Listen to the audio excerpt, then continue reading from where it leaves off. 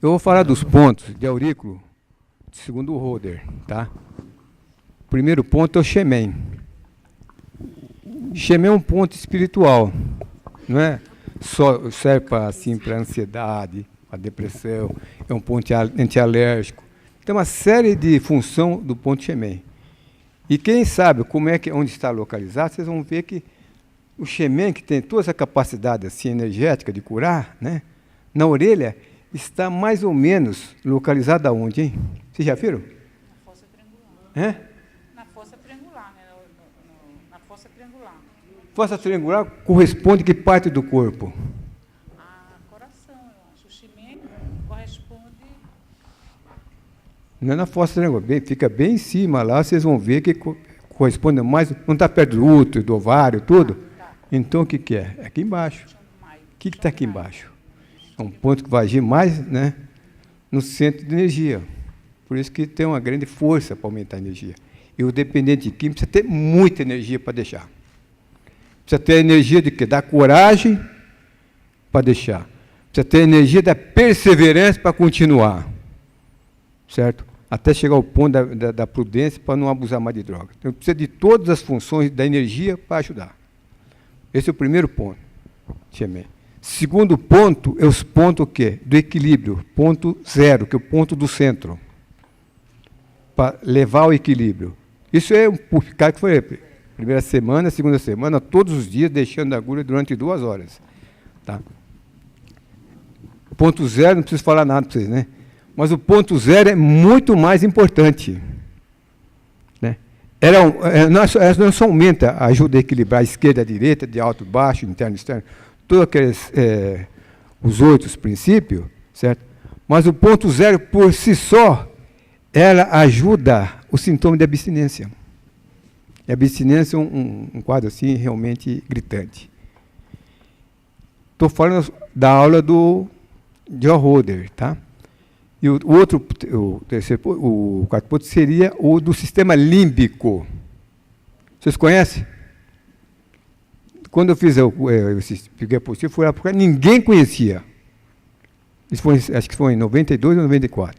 Vocês têm que puxar o lobo da orelha, tá? Fica embaixo, 90 graus. Vocês colocam a agulha em direção assim à orelha,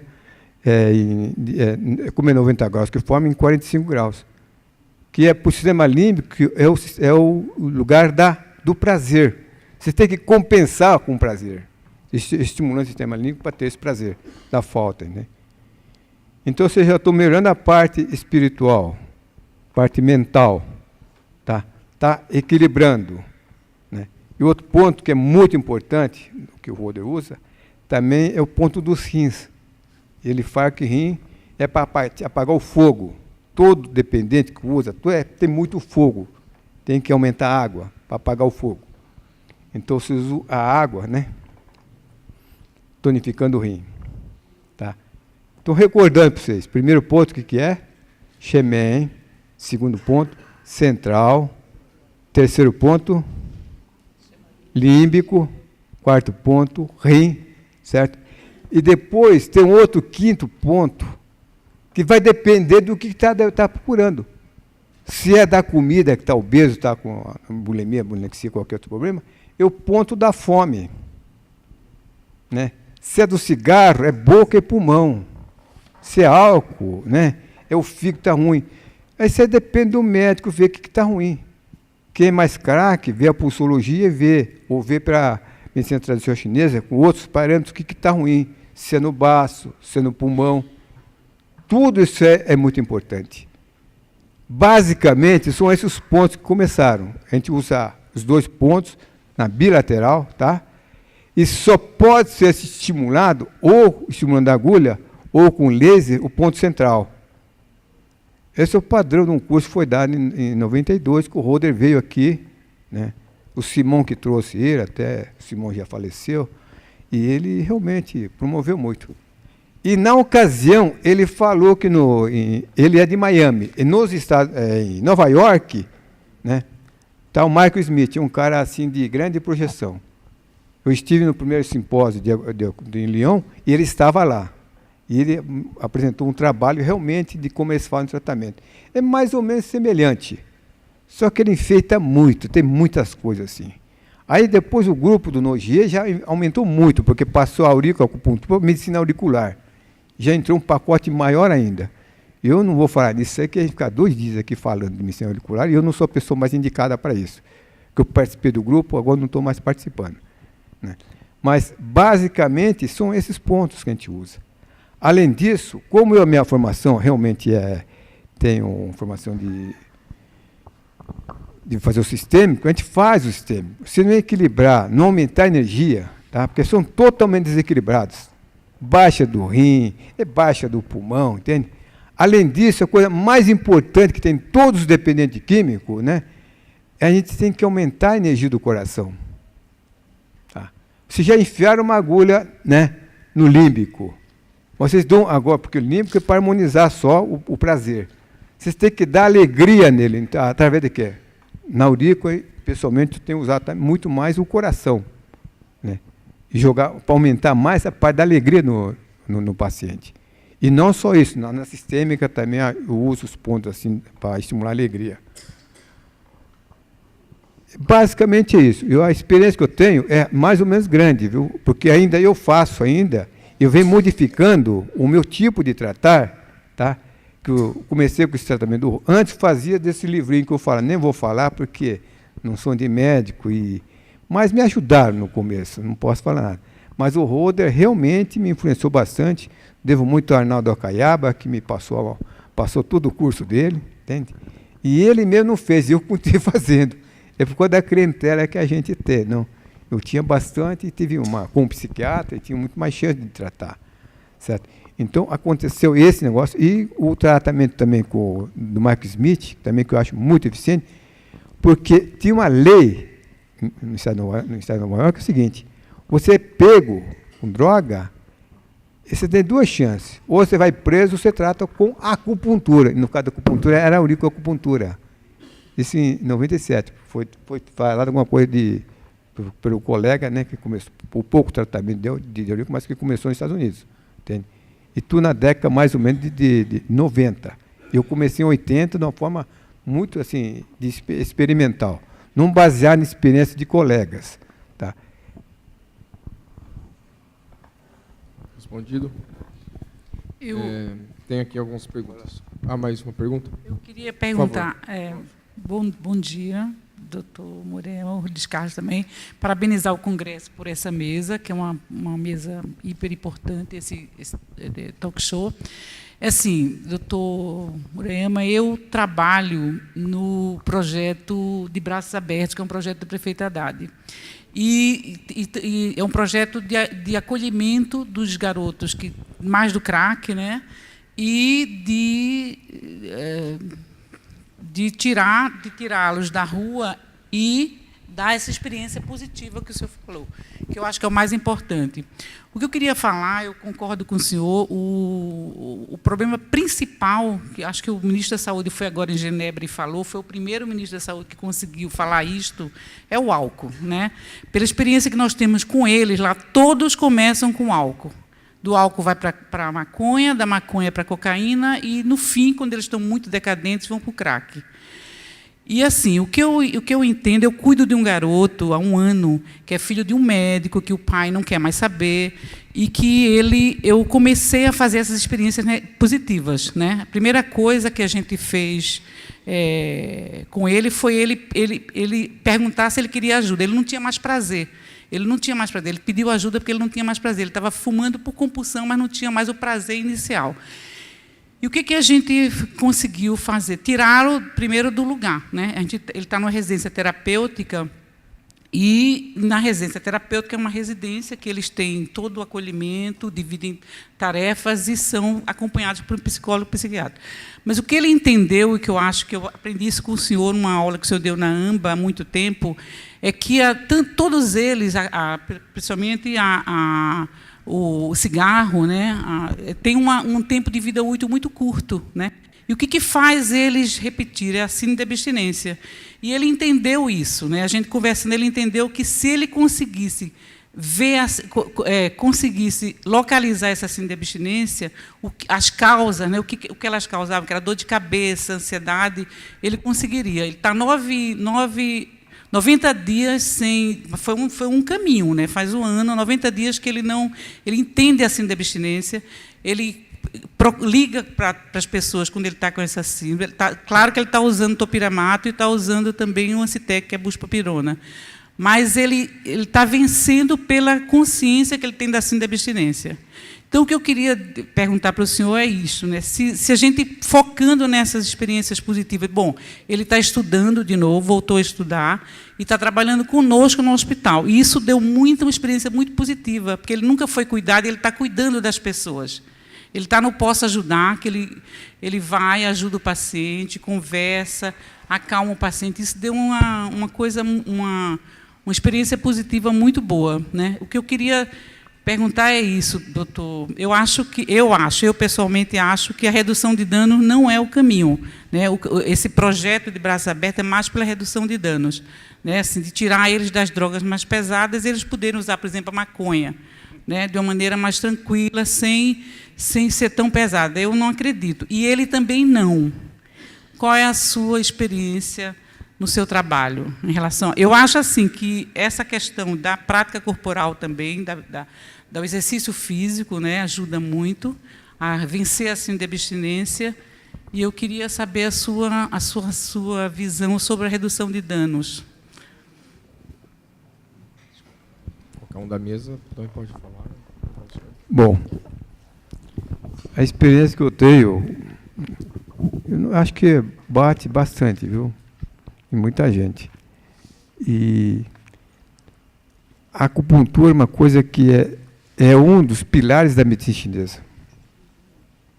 A gente, quando trata a pessoa, não trata só por acupuntura. Eu atualmente tenho feito muito, como eu trato bastante com câncer de monte, a dietoterapia é importantíssima. Esses exercícios, né, eu acho importante. Tanto que eu faço tai chi, faço qigong e faço kung fu, entende? Quanto mais fizer, melhor.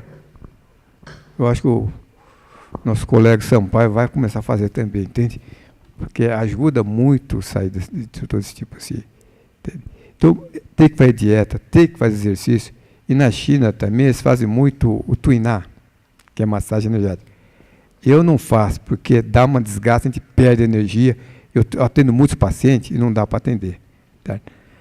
Mas o que eu tenho visto de tudo que andei falando até aqui, o que vai mandar é a melhora do ser humano. Tá? Com o tipo de tratamento, você aderindo, você vai ajudar ele, assim como foi para vocês, quem usou já está com o corpo estourado. Você vai ajudar ele a recuperar. Né? Tudo com acupuntura e dieta, e dá para recuperar todo. Eu tenho feito esse trabalho. Tá? Mas o que vai resolver é essa mudança da pessoa extremamente criança ainda, baseada no egoísmo, né, de posse, de querer, da vaidade, né, do orgulho, né, em toda essa necessidade de integração social, que vai piorando, né, para partir para o lado mais do amor. Tá? Se eles conseguirem chegar nesse tipo de evolução humana, é o que vai resolver. Aqueles que estão no meio do caminho, ainda voltam à fase inicial, pensar em si, só egoisticamente, né? Tem muitos que deixam de usar pensando num filho. Não, meu filho não pode ver um pai nesse estado. Tá?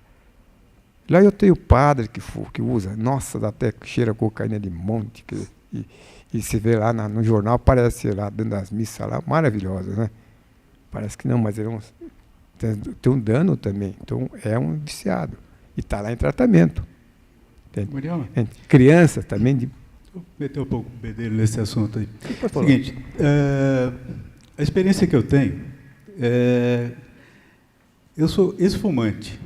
Vou confessar aqui para vocês que sou ex-fumante. Fazem 18 anos que eu não fumo.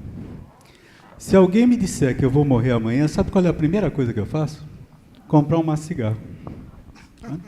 Então, existe uma diferença fundamental entre você largar um vício, né? Qualquer ponto que você use de acupuntura é eficaz na abstinência. Qualquer ponto. Você pode pegar qualquer conjunto de pontos. O que a gente sabe hoje? Qualquer ponto de acupuntura libera endorfina. Endorfina, né? Nós estamos falando aí das morfinas endógenas. Nós estamos falando aí de substâncias próprias do organismo que têm função analgésica e comprovadamente funcionam. Qualquer ponto que a gente usa libera serotonina. Não é isso? Então, independe se eu pegar R1, R3, R4, R5, R9, né? Coração 7, coração 6, Shenmen, né? VG20, qualquer um deles libera endorfina. Qualquer um deles libera serotonina. Agora, a minha experiência com drogaditos, já desde lá para trás, desde criancinha, eu trabalhei na FEBEM, trabalhei na penitenciária e no manicômio judiciário. Eu tenho um bom currículo, né? Mas eu tinha a chave dos 3, né? E comecei a vida no hospício. Tirar a criança de rua com cola. Por que o sujeito usa a droga? Nenhum desses pontos que ele falou está ligado assim a contato. Qual é o órgão do contato que faz o contato interhumano? É o fígado, né? Não, o fígado que é responsável pelo contato interhumano. E assim, o que representa a droga na vida de uma pessoa? Elo de ligação. Ele mesmo falou. Por que a gente começou a fumar? Por que eu comecei a fumar? Não era para mostrar que era bom, não. Era para fazer parte de um grupo. Na minha época, né, tenho 65 anos, há 50 anos atrás, quando eu comecei a fumar, com 15 anos, o cigarro era elo de pertinência do grupo. Se a gente não fumasse ou se não bebesse, você não fazia parte do grupo, você não era, né, aceito dentro do grupo. Então, a droga, ela é um elo de ligação. E para aquelas pessoas que têm mais dificuldade de contato, precisam mais ainda de um elo intermediário. E o elo intermediário funciona como a droga. Se nós não tivermos atento a esse tipo de coisa, nós vamos tirar o vício do cara e vamos colocar o quê? É o que ela está falando. Tira o cara do crack e da maconha. Tira o cara do crack e dá Jesus. A igreja evangélica está tendo assim, um sucesso fabuloso com esse tipo de coisa. Né? Os caras vão lá e trocam crack por Jesus. Positivo, extremamente positivo. Sou mais Jesus do que crack. Né? Mas eles estão conseguindo esse tipo de coisa. Tanto quanto outros momentos que você tem de albergar as pessoas. Ele fica com os pacientes 2 horas no consultório, gente. Esse é o lado positivo da coisa, que é o mais importante.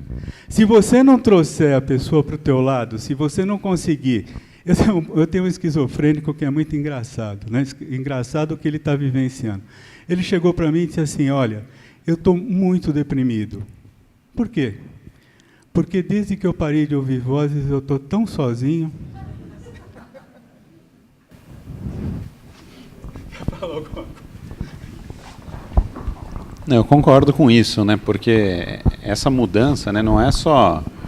precisa trocar o comportamento inteiro do indivíduo, né? Então, a droga é isso. No começo tem essa parte da socialização, quando você vai tirar, você precisa colocar alguma coisa no lugar, né? Então, você não vai mudar só um sintoma, né? Você precisa mudar todo o funcionamento dessa pessoa, né? E a acupuntura vai ajudar nisso e todas essas coisas aí junto. Vamos lá, tem algumas perguntas.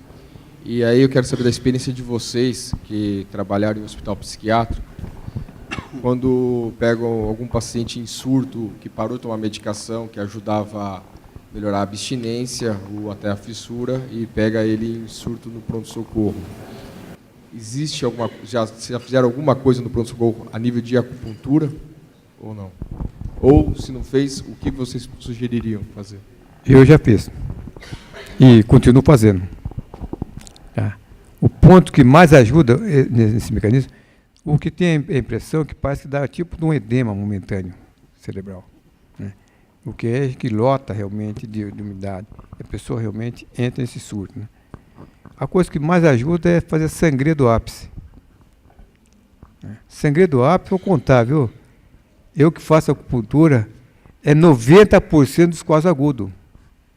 Você está infarto, você faz sangria como deve ser feito. Existe a técnica que faz sangria adequadamente. 90% de doenças agudas, sintomas agudos, faz com sangria. Né? E que esse surto agudo mesmo, ápice da orelha. Tá? Tem que massagear bem, picar e tirar 10 gotas assim, numa boa. Muito difícil. Tá cheio de palestra aí, faz dor. Não tem muito difícil dor que não desinflama, né? Eu dei aula, assim, eu dou aula para os médicos lá em pronto-socorro. Esse paciente aqui, um dia veio uma moça assim enorme, com abscesso nas nádegas enorme, por causa da injeção que fizeram. Aí, falei, vamos ver se resolve, né? Você faz sangria, estava com 22 centímetros de diâmetro. Quem fez até foi Medina. Quem conhece Medina sabe da turma, era aluno lá. Fez, daqui a pouco olhou, mediu, estava 12. Caiu assim o diâmetro. Depois de 2 horas, tinha um pontinho só com sangria do ápice. Aí fez os pontos locais na orelha correspondente, foi melhor, foi dado alta. Com agulha de insulina? Com agulha de insulina. Essa agulha não é de insulina, é de tirar. De tirar, fazer teste. Fazer o teste. Bom, eu acho que vai depender exclusivamente do Então, nível negócio, do grau de ansiedade que a tira. pessoa está vivendo. Né? Se você está tendo uma crise de ansiedade, de abstinência por cigarro, você está tendo uma crise de abstinência por álcool, é uma coisa. Alguém já viu a crise de abstinência por cocaína ou crack? Né? É terrível, você não consegue segurar o cara. Né? Você tem que conter a pessoa. Como é que você vai enfiar agulha num cara que está, né, dando porrada no mundo? Teve um colega, o Tsai pediu para passar um recado para vocês, assim, que ele tinha um amigo que tinha muita experiência com drogaditos. Ele fez um trabalho de mais de 10 anos de drogadicção no consultório dele. Hoje ele não atende mais, por falta de consultório. Como assim? Os caras levavam as coisas do consultório, roubavam as coisas do consultório para vender. Né?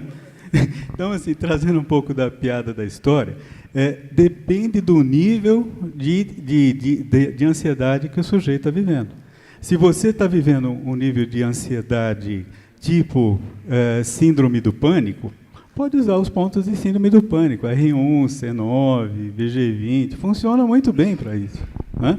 Teve uma paciente que estava com quadro de síndrome do pânico lá no ambulatório do servidor público, saiu de lá na boa, né? R1, VG20, C7, né? Os pontos do rim relacionados ao coração, saiu muito bem de lá. E eu acho que isso vale também para esse ponto.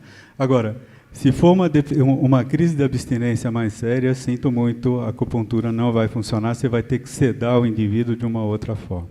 Não sei qual é a tua experiência. Minha opinião é a mesma. Né? Se for uma abstinência grave, a acupuntura não vai funcionar. Né? Até a abstinência de álcool, se a pessoa faz um uso grande, ele pode ter alucinação, crise convulsiva. Né? É impossível fazer acupuntura nessa situação. Né? Você vai ter que sair dessa fase primeiro. Uma abstinência aí, opioide também grave, tem até risco à vida, né? Então, depende do grau, né? Eu acho que aí vai por essa linha mesmo. As outras abstinências vai ser o quê? Vai ser o sintoma que estiver tendo, a insônia. Vamos tratar a insônia aí com a acupuntura, a agitação, a ansiedade. Né? Então, você vai tratar sintomaticamente o que ele está trazendo, né? Não vai ter uma fórmula pronta, né? Vamos usar esse ponto para todas as abstinências. Não, acho que a gente vai ter que medir aí o que está vendo e a gravidade também. Né? Tem um colega nosso com o microfone. Pois não. Sou eu, Cristina Cerqueira. Bom dia, Moriama, tudo bem? Como é que tá? Tudo Estou bom. vendo seu marido ali. Estou eu aqui também. Quanto tempo, né? Eu quero parabenizá-lo pelo teu trabalho. Eu sei quanto esforço você tem tido há muitos anos, principalmente nessa área. E acho muito interessante você estar fazendo, não sabia que era trabalho, inclusive, lá que é do Smith, né? Nós estivemos lá uns anos atrás também, conheci, estagiei lá, eu sei o quanto eles trabalham lá, com o aurículo também que eles fazem. É interessante porque os pacientes vão lá, eles fazem a aplicação e o próprio paciente tira a agulhinha e põe no Descartex, né?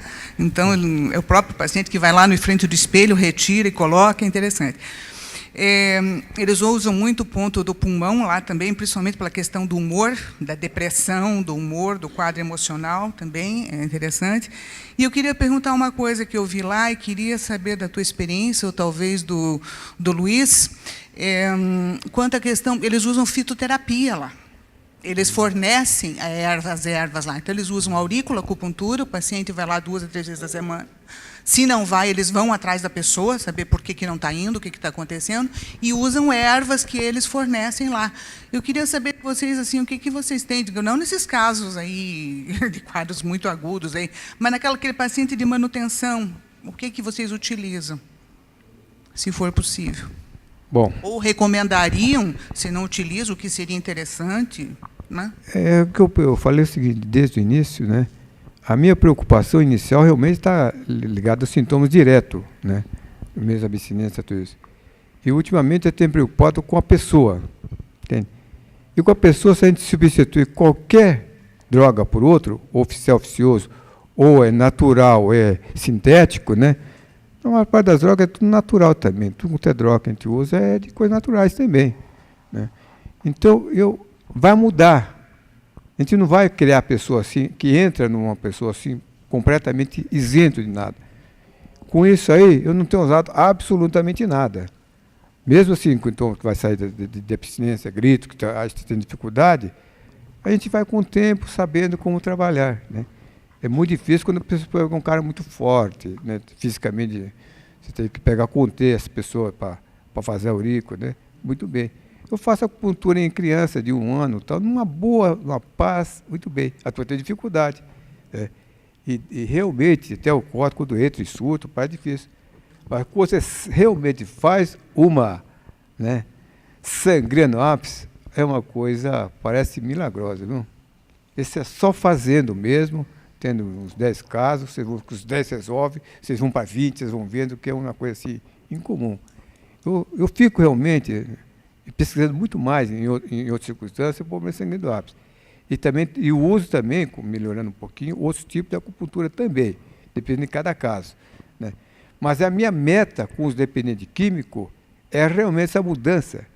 Como sou espírita, eu falo que tem que fazer o que chama de reforma íntima. É que você sair do egoísmo, né? Para o Quando altruísmo. você faz a inserção da agulha, você faz ticum junto, Ah, sempre. faço. Por isso Ticum que todo funciona. mundo faz, todos nós Que funciona. faz um ticum, todos vocês têm intenção de curar.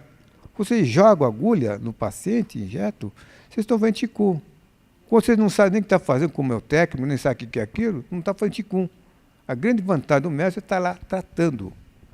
Ao contrário do cara técnico que não sabe nem o que está fazendo. É igual curar essas feridas. Assim. Você vai lá, você sabe que está cortando, porque, né? O outro vai drenar um abscesso, é de um outro jeito. E desse jeito eu acho que faz. O ticum todos nós fazemos. Antes eu achava que eu era um cara muito bom de ticum. Agora eu estou vendo que eu sou péssimo, né? Tem que fazer um esforço. E uma boa parte dos médicos fazem espontaneamente. Porque há um ti de ajudar. E o ti é que é do altruísmo, é o que sai, que você joga. E a gente médico novo só quer para si, muitas vezes, por vaidade, eu quero resolver, eu quero fazer isso aqui. E é diferente, tá? Então muda com o tempo, né? Depois de 70 anos começa a mudar, viu? Não tem jeito. Não é que quer, não quer, mas é que acaba essas tendências assim, mais egoísticas. A gente fica realmente velho mesmo. A vida nos faz com que se tornem mais altruístas, né? O neto, essas coisas, vem arrumando assim, né? Eu acho que tem muitas coisas que levam, que a pessoa que transcende, né, o exercício dessa arte da medicina. Eu acho que, né, que o faz parte. Murema falou uma coisa que é extremamente importante no meu ponto de vista. Eu sou espírita. Não? Eu acho que essa é a fonte principal de tratamento, não o fato de ser espírita. Mas dentro do espírito espírita, né, nós temos a ideia, eu não sou espírita, eu sou ateu, tá? A gente tem a ideia do albergue, de você albergar, de você trazer, de você compartilhar. Eu acho que isso é o melhor tratamento. Eu aprendi há muitos anos atrás com um cara chamado Oswaldo Dante de Loreto, que foi o meu mestre de psiquiatria infantil, onde ele dizia que o melhor tratamento para a gente é gente. Você pode dar o que você quiser, você pode pôr agulha, você pode dar fitoterapia, como diz o jogo, você pode bater tambor, né? Você pode fazer o que você quiser, mas se você não tiver o acolhimento, né? E se o outro não se sentir acolhido, não vai adiantar. Um dos piores problemas que eu tinha no hospital, vou contar rapidamente para vocês, era com alcoolismo, quando eu trabalhava com medicina alopática. Existe uma relação alcoólatra-parceiro extremamente doentia. Naquele tempo a gente chamava de síndrome da mulher do alcoólatra. A mulher vinha com o cidadão, internava ele no hospital psiquiátrico, dizendo: esse cara é um vagabundo, ele agride as crianças, ele bate, ele rouba dinheiro, ele chega bêbado em casa e tal, papapá. Internava o cara, 3 dias depois, ela chegava no hospital e perguntava: doutor, quando é que ele vai ter alta? Mas nós começamos o tratamento agora, mas ele está fazendo tanta falta lá em casa. Não? Então, assim, nós não conseguíamos tratar do alcoólatra se não tratasse da mulher do alcoólatra. Hoje, do parceiro, né? Porque existem muitas mulheres alcoólatras, o alcoolismo, né? Antes as mulheres cozinhavam como as mães, né? Hoje elas estão bebendo como os pais, né? Então, os homens, né? Formando essa relação interdependente de alcoolismo também com as mulheres. E uma das coisas mais interessantes e trágicas que a gente via, a hora que o marido morria, um dos filhos assumia o papel do alcoólatra, vivenciava o vício. Então, a coisa do vício, né, ela transcende a simples habituação, ela transcende a simples abstinência, ela tem uma função psicológica que, se a gente não estiver atento a ela, nós vamos simplesmente trocar um vício pelo outro, né? E não vamos evoluir as pessoas. Uma das coisas que está extremamente preocupante, quero falar agora, assim, é o uso de droga na classe médica. Nós estamos com um índice altíssimo de droga na classe médica. Nós estamos com um índice... Gente, eu sou formado na Universidade de São Paulo em 1974, fiz 40 anos esse ano. Eu nunca ouvi falar em estupro na Faculdade de Medicina da USP.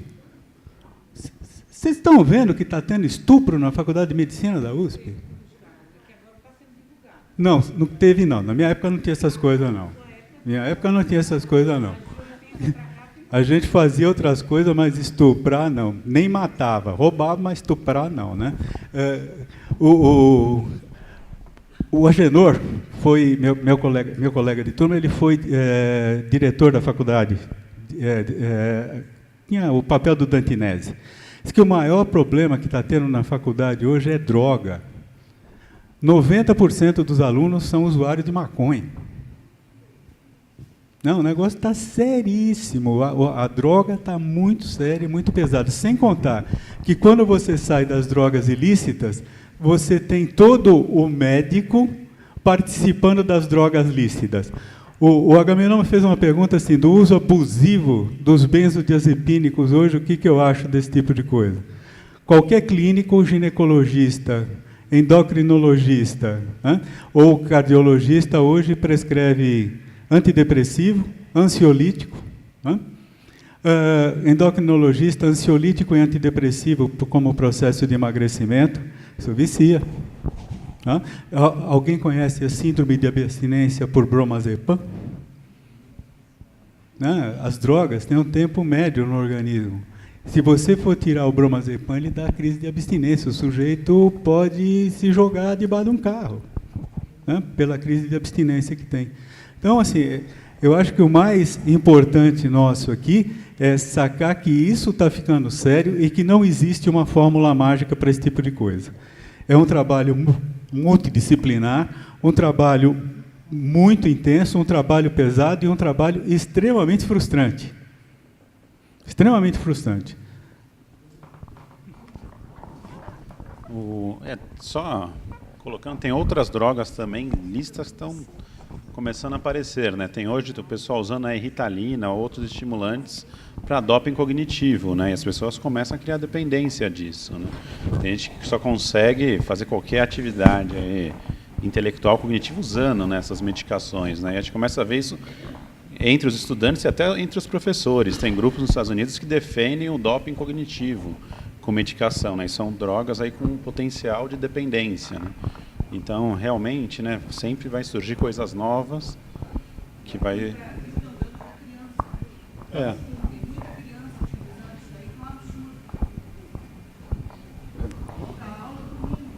Tem muito diagnóstico de TDAH, né, que nem sempre é real. Falta de educação, muitas vezes é TDAH, falta de limite é TDAH, né, sendo tratada com Ritalina, né? Então vamos lá, ó. Vamos mais uma pergunta aqui, e depois tem uma pessoa que deseja fazer, né? Então, a pergunta é, já em duas perguntas, já. As revisões que o Leandro fez foram publicadas ou não? Então, e, além disso, a experiência de vocês da Associação da Acupuntura com a amitriptilina no uso de abstinência. Bom, em relação às revisões, na verdade, aquela revisão foi uma revisão que eu fiz, né, mais para a aula. A revisão em si não foi publicada, né, foi só a aula. Nos artigos todos foram publicados. Depois, se quiser, eu posso até passar aí as referências, né. São bastante artigos. Tem um artigo de revisão que faz um resumo da maior parte. Aquele que eu mostrei o slide, ele é bom porque ele já consegue mostrar a maior parte dos artigos, né. Então, na verdade, tudo aquilo que eu falei foi publicado, não a revisão em si, né. E a experiência de acupuntura com amitriptilina, alguém tem alguma coisa? Tem vários pacientes usando amitriptilina para dor, que hoje é prescrito como coadjuvante do tratamento de dor, e que a gente faz acupuntura e que felizmente dá para tirar porque a acupuntura libera serotonina, libera endorfina, né? Então a gente consegue via isso ir diminuindo o uso desses paramedicamentos, principalmente nos casos de fibromialgia, que é muito utilizado, né? Dá para usar e você vai tirando, né? Tem um... Doutor Carlos, com relação ao microsistema, o SUJOC, quais os pontos mais frequentes na dependência que o senhor usa? Eu uso bastante Yamamoto, entende?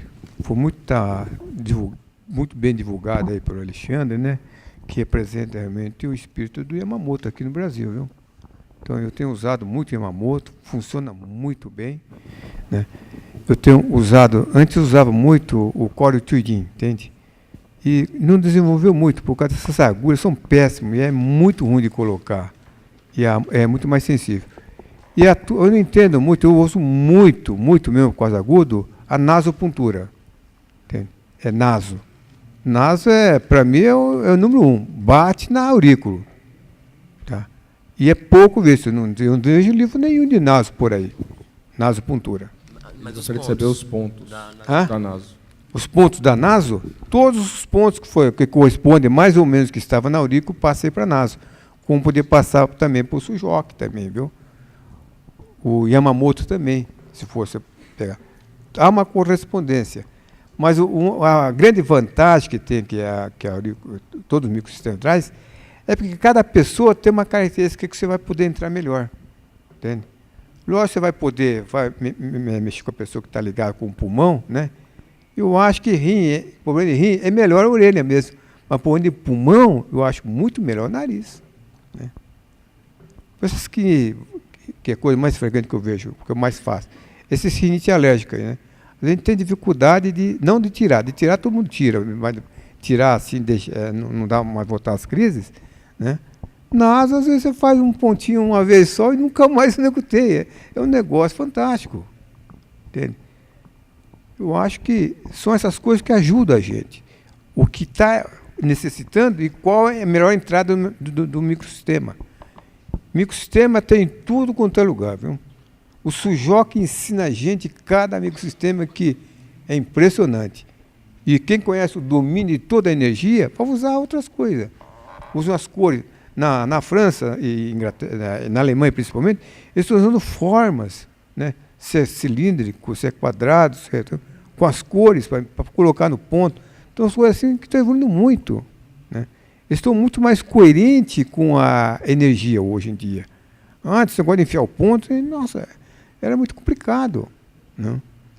Nós estamos analisando agora do ponto de vista puramente de energia, né? E esse ponto eu acho que, da onde eu não uso esse negócio de anfetamina e outras coisas aí para ajudar, Nunca usei. Eu estou saindo de um para não usar. Não é trocar, como você fala assim, é viciado. Existe o que eu andei observando, é que ninguém começa com álcool. Para mim, o que eu via é que começa muito com cigarro. E o álcool é a espoleta para a cocaína. É difícil a pessoa chegar a cheirar. Antes você toma aí, cerveja, ou qualquer coisinha, depois é que vai cheirar. Tem ritual também, porque tem de dar o álcool para o obsessor também, tem todas essas coisas assim que é interessante, que é uma coisa assim cultural, mas que a gente vê a energia, como é que está se processando. E cada caso é um caso à parte. Então é muito difícil a gente tirar o padrão. Eu falo aqueles pontos que é para usar o básico. Não é que ele está certo. O Michael Smith é para entrar bem melhor, na minha opinião, lá, entende? E usa menos ponto. E eu estou usando muito menos ainda, porque eu estou pensando em usando a Daurico para me ajudar, reter o paciente e fazer essa reforma íntima, que é um pouco diferente, mas é onde eu acredito realmente. Tá? Não sei se respondi o que você... Alguma pergunta a mais? Eu acho que alguém da mesa quer completar alguma coisa, acho que é importante. Luiz, Leandro, Moriama. Eu acho que vocês estão aproveitando esse congresso aqui, que realmente a acupuntura ajuda, né? Não é só evidência, né? Para mim, no meu caso, é a própria vivência. E estou vivendo assim há muito tempo. E cada vez muito mais animado ainda, certo? Então, agradeço a todos, agradeço principalmente a mesa. Foi ótimo, foi gostoso. E essa experiência foi muito agradável, esse tipo de aula, todo mundo participando, foi muito gostoso. Obrigado a todos.